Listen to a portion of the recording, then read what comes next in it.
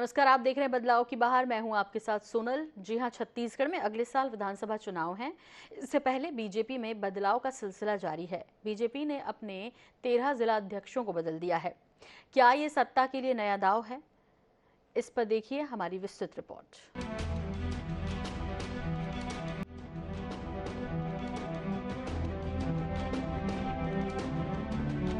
Bharatiya Janata party में फिर से शीर्ष से लेकर निचले स्तर तक बदलाव का दौर जारी है।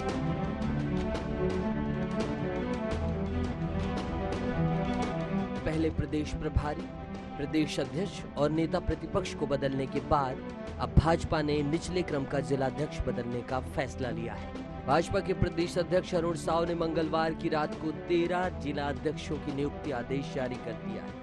इसमें 8 जिलाध्यक्षों को हटाकर उनके स्थान पर नए कार्यकर्ताओं को जिम्मेदारी सौंपी गई है।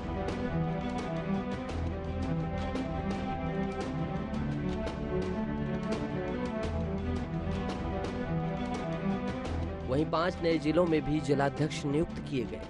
इन नियुक्तियों के पीछे यह बताया जा रहा है कि जिन जिलों में जिलाध्यक्षों का परफॉर्मेंस सही नहीं थे, उन्हें पार्टी ने बदला है। लेकिन इस मसले पर कोई भी कुछ भी खुलकर बोलने को तैयार नहीं है। सभी का यह कहना है कि समय के अनुसार यह बदलाव किए गए हैं ताकि मिशन 2023 में एक बार फिर भाजपा को सफलता मिल सके। वहीं कांग्रेस ने इस मसले पर भाजपा पर निशाना साधते हुए कहा है कि भाजपा चाहे कितना भी बदलाव कर ले, कांग्रेस को कोई फर्क नहीं पड़ने वाला है। जनता भी अपना मूड बना चुकी है और 2023 में भाजपा को एक बार फिर से करारी शिकस्त मिलेगी।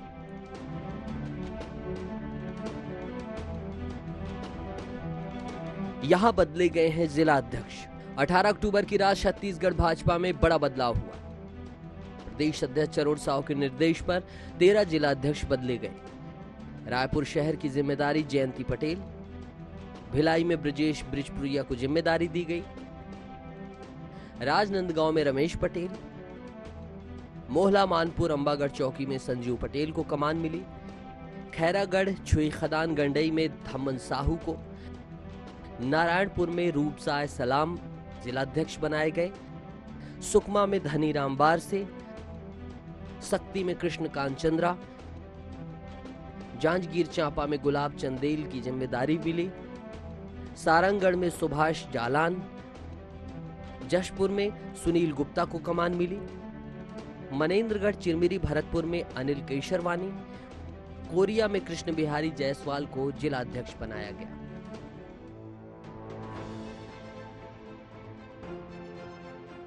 भाजपा के प्रदेश अध्यक्ष अरुण साव ने 13 जिलों के जिलाध्यक्ष नियुक्त करने को लेकर कहा है कि यह पार्टी की सामान्य प्रक्रिया है। समय समय पर कार्यकर्ताओं को जिम्मेदारी दी जाती है। पार्टी 2023 चुनाव की तैयारी में लग गई है। उन्होंने कहा कि भारतीय जनता पार्टी कार्यकर्ता आधारित पार्टी है। समय समय पर कार्यकर्ताओं को जिम्मेदारी दी जाती है, बदली जाती है। आने वाले दिनों में यदि लगेगा तो अन्य जिलों में भी बदलाव होंगे। हम चुनाव की तैयारी में जुट गए हैं। आज हमारी 2 अहम बैठकें भी हैं, जिसमें आने वाले दिनों में होने वाले कार्यक्रम की रणनीति तैयार की जाएगी। भी हमारे साथ प्रदेश अध्यक्ष अरुण साव हैं, उनसे भी बात करने की कोशिश करते हैं। सर, ये लगातार बदलाव का दौर देखने मिल रहा है। भाजपा में 13 नए जिलाध्यक्ष भी बन गए हैं। क्या रहा है नए जिलाध्यक्षों के लिए चयन का पैमाना? एक तो 5 नए शासकीय जिलों का निर्माण हुआ है। उन जिलों में हमें अपने संगठनात्मक नियुक्ति करनी थी और उसी के तहत कुछ और परिवर्तन हुए हैं। भारतीय जनता पार्टी कार्यकर्ताओं पर आधारित पार्टी है। अलग अलग समय में अलग अलग कार्यकर्ताओं को हम जिम्मेदारी देते हैं। यह उसी का क्रम है और मैं सभी हमारे नए 13 जिलाध्यक्षों को बहुत बधाई और शुभकामनाएं देता हूं। वे पूरी निष्ठा के साथ पार्टी के काम को आगे बढ़ाने में लगेंगे। और कितने जिलों में अभी बदलाव की संभावना है? अभी तो जो ध्यान में आया वो किया है। आज बड़ी बैठकें रखी गई है, क्या क्या एजेंडे रहेंगे बैठक? आगामी कार्य योजना को लेकर ये बैठक है कि आगामी किन किन विषयों पर हमें काम करना है और किस प्रकार से हमारी संगठन की गतिविधि होगी, उसको लेकर आज की ये बैठक है। ये कांग्रेस का कहना है कि कितने भी बदलाव कर ले भाजपा को कोई फायदा नहीं होने वाला।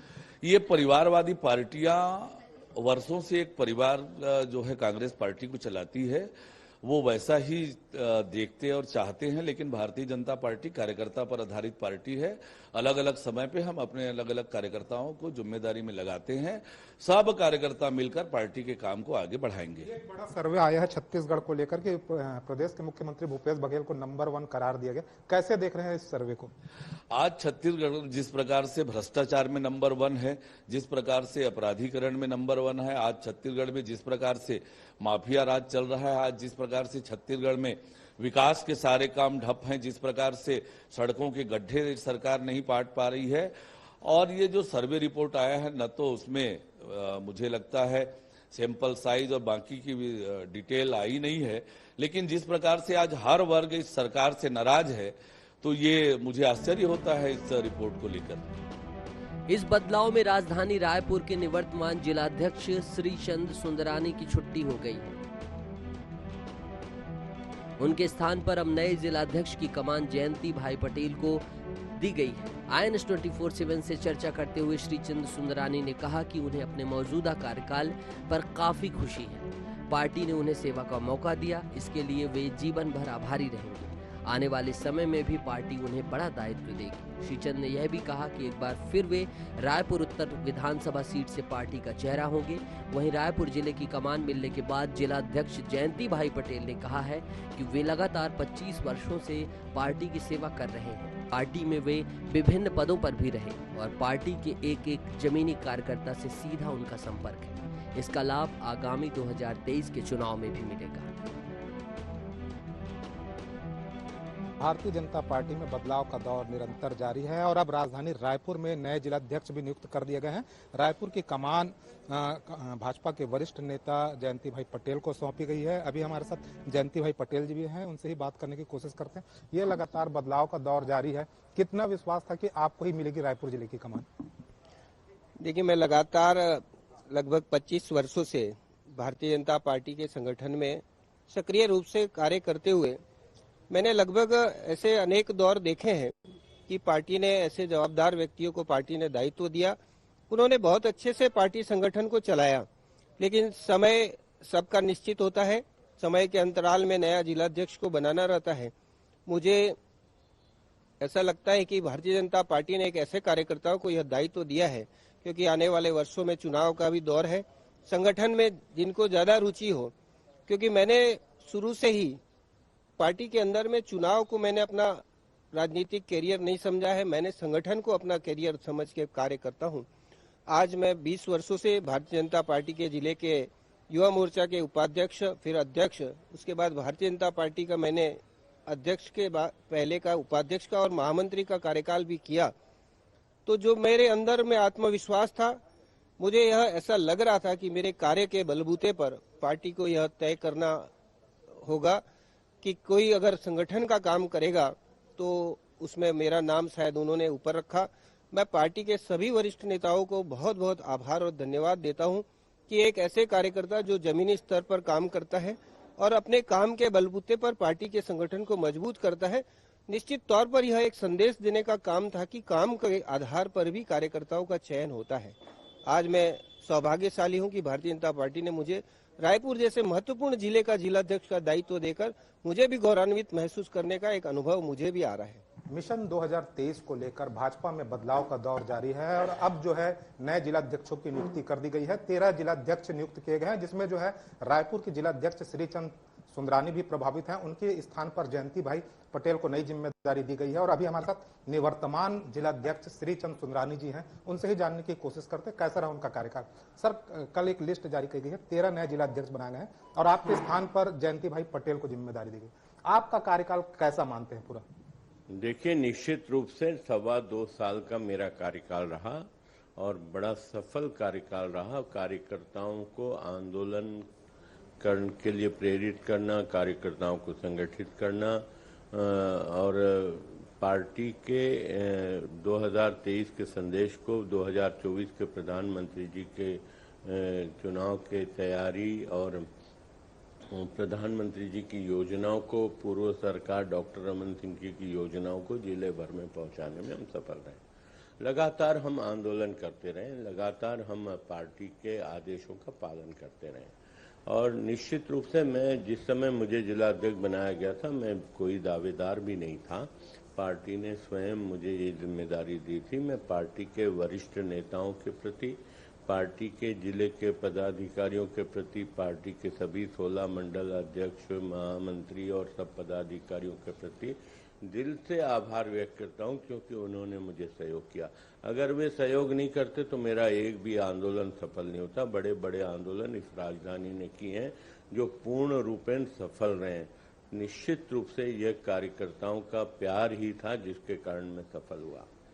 ये मिशन 2023 को लेकर भाजपा जुटी हुई है। आपका भी जो इतिहास रहा है, 4 दशक से आप पार्टी की सेवा कर रहे हैं, विधायक रहे हैं, पार्षद से लेकर विधायक तक का सफर रहा है, तो क्या 2023 के लिए आप पर भरोसा नहीं कर पा रही पार्टी? नहीं, ये सोचना बिल्कुल गलत है। पार्टी ने बहुत बड़ी बड़ी जिम्मेदारियां मुझे दी है। अगर मैं सफल नहीं होता तो मुझे जवाबदारी दी नहीं जाती। इधर भाजपा के प्रदेश महामंत्री केदार कश्यप और ओपी चौधरी तथा पूर्व मंत्री बृजमोहन अग्रवाल का कहना है कि समय समय पर परिवर्तन होते रहे हैं। पहले भी परिवर्तन हुए हैं। परिवर्तन होने से कार्यकर्ताओं में उत्साह बढ़ता है और पार्टी को भी इसका लाभ मिलता है।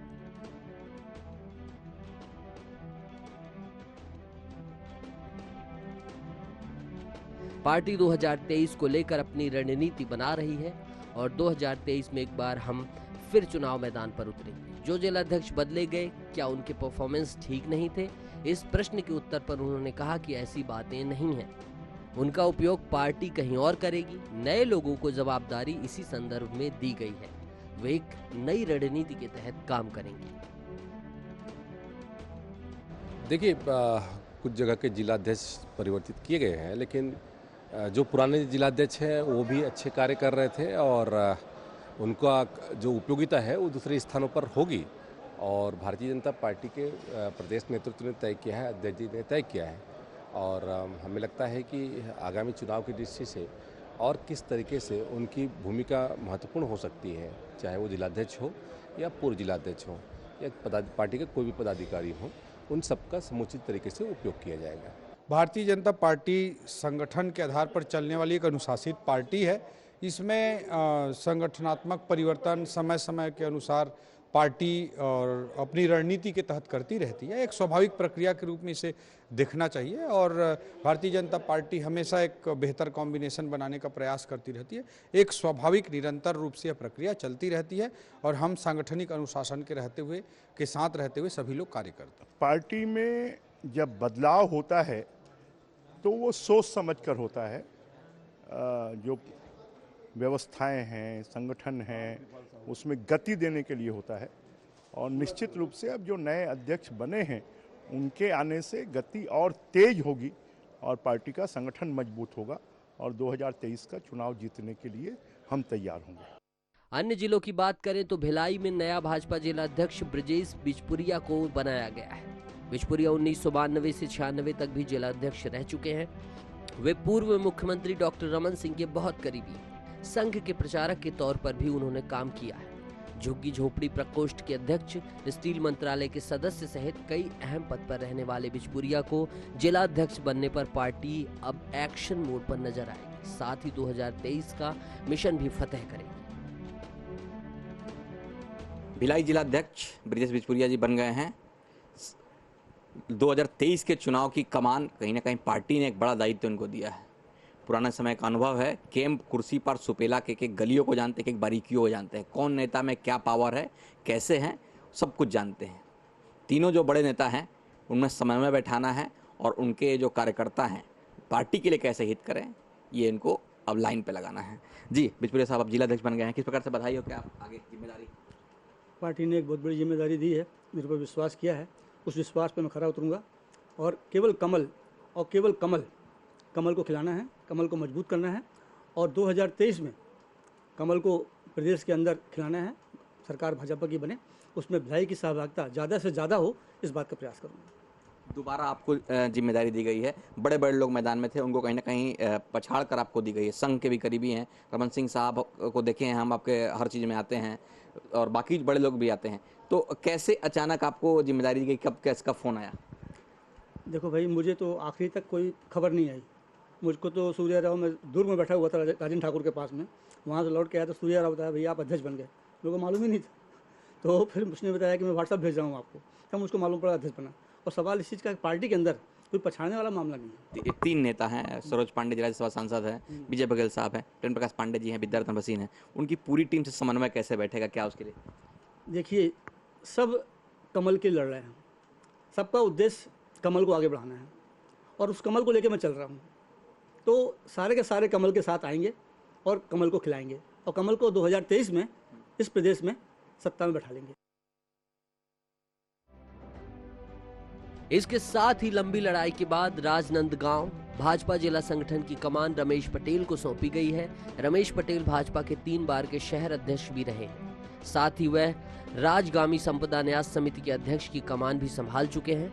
पटेल संगठन में अच्छी पैठ रखते हैं। रमेश पटेल को जिला अध्यक्ष की जिम्मेदारी मिलने पर बुधवार को भाजपा कार्यालय में बधाई समारोह का आयोजन किया गया। इस दौरान पार्टी के तमाम पदाधिकारियों और कार्यकर्ताओं ने उन्हें जिला अध्यक्ष बनने पर बधाई दी। बता दें कि पूर्ववर्ती भाजपा सरकार में उन्होंने लंबे समय तक शहर भाजपा की सांगठनिक गतिविधियों को संभाले रखा। बताया जा रहा है कि पटेल की नियुक्ति के पीछे नए सिरे से संगठन को मजबूत करना है।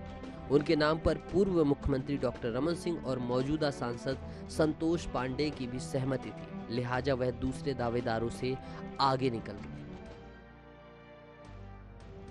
छत्तीसगढ़ प्रदेश अध्यक्ष अरुण साव के द्वारा राजनांदगांव समेत कई जिलों में जिलाध्यक्ष की नियुक्ति कर दी गई है। आज हमारे साथ मौजूद है राजनांदगांव जिले के नए जिलाध्यक्ष रमेश पटेल जी। उनसे हम बात करेंगे और जानेंगे कि क्या रणनीति रहेगी 2023 के चुनाव को लेकर। जी रमेश पटेल जी, बताएंगे क्या प्राथमिकताएं रहेंगी, क्या रणनीति रहेगी?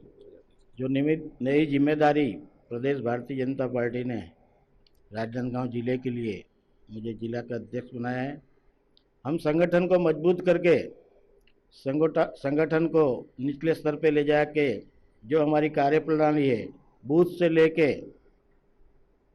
शक्ति केंद्र, मंडल, सभी कार्यकर्ताओं को एकजुट करके 2023 का जो चुनाव हमारे लिए चुनौतीपूर्ण है, उसमें हम सब कार्यकर्ता मिलके भारतीय जनता पार्टी की सरकार बनाने का प्रयास करेंगे। जिले में 4 में से 3 विधायक जो हैं वो कांग्रेस के हैं, तो इस चुनौती को कैसे देखते हैं और उसे कैसे आप फुलफिल करें? एक विधायक है, उसकी कोई चिंता का विषय नहीं है। पिछली बार ऐसा था कि कांग्रेस ने छल कपट करके छत्तीसगढ़ की जनता को छला है। वो छल कपट बड़ा लंबे समय तक नहीं चलता। जनता समझ गई है कि कांग्रेस ने कौन सा छल कपट करके क्या क्या वादा किया, वो वादा पूरा नहीं किया और जनता समझ रही हो। हमारे कार्यकर्ता भी एक एक गांव जाके एक एक जनता से मिलके उनके किए हुए वादों को, जो उन्होंने वादे पूरे नहीं किए, जनता के पास रखेंगे। हमारे 15 साल का कार्यकाल भारतीय जनता पार्टी डॉक्टर रमन सिंह मुख्यमंत्री काल का, वो हमारा विकास भी काम भी हम जनता के बीच में रखेंगे और हम भारी सफलता के साथ 2023 का चुनाव जीतेंगे।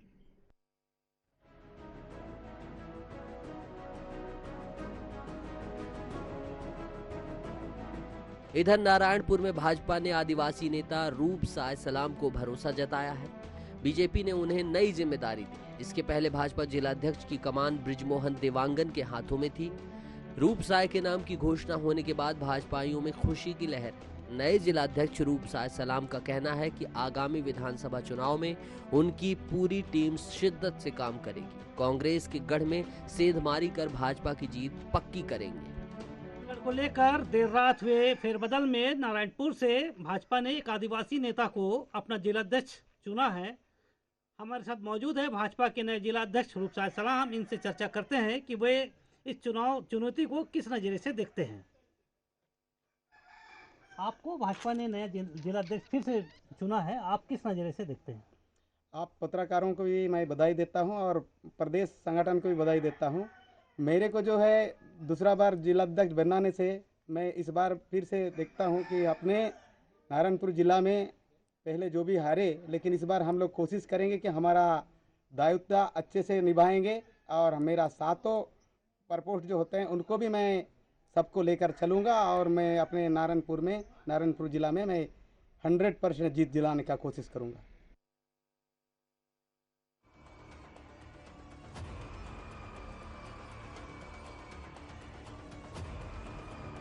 बहरहाल इस फेरबदल से साफ है कि छत्तीसगढ़ विधानसभा चुनाव में बीजेपी पूरी जोर से उतरने की तैयारी में है।